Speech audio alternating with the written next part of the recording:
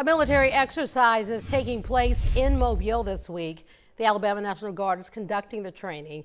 It's called Exercise Vigilant Guard, and you might just see a large military presence in Mobile due to it. NBC 15's Aubrey Spears joins us now. Aubrey, this training is taking place in several public locations. It is. You might see military personnel and people in hazmat suits, but it is important to note this is not an actual emergency. Don't be alarmed. It's just training. Alabama Air National Guard Homeland Defense Officer Lieutenant Colonel Stephen Swindle says teams are training for how to respond to a mass casualty event. The Army side is the extraction side, where they will pull you out of whatever the mass casualty event is. And then the Air Guard side is the triage side, where you have medical, EMTs, nurses, doctors.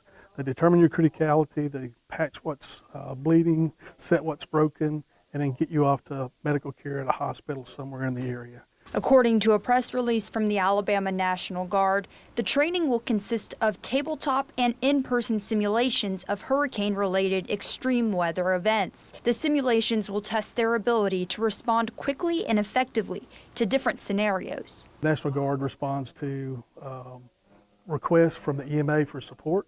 We save lives, reduce human suffering, and mitigate great property damage is our main mission in any response operation that we're running. Other agencies are participating in this week's training, including Mobile and Baldwin County emergency management agencies, ALDOT, ALEA, and NOAA.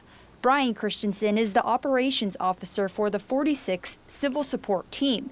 He says you might see the team wearing hazmat suits and using equipment to deal with unknown hazards and chemicals. This training is important to us because it really gets us acting with the other agencies that we regularly interact with, and also just building those relationships so that they can see our competencies, we can see their competencies, and see how well we can mingle and integrate for real world situations. Training will be held primarily at the grounds on Cody Road, along with the Spring Hill Medical Center, Mobile Infirmary, and USA Children's and Women's Hospital. At the hospitals, they will be practicing a scenario in which local medical resources are overwhelmed by combining their medical and decontamination teams with medical staff. This is probably the most favorite thing Air National Guard troops do, is support of the homeland.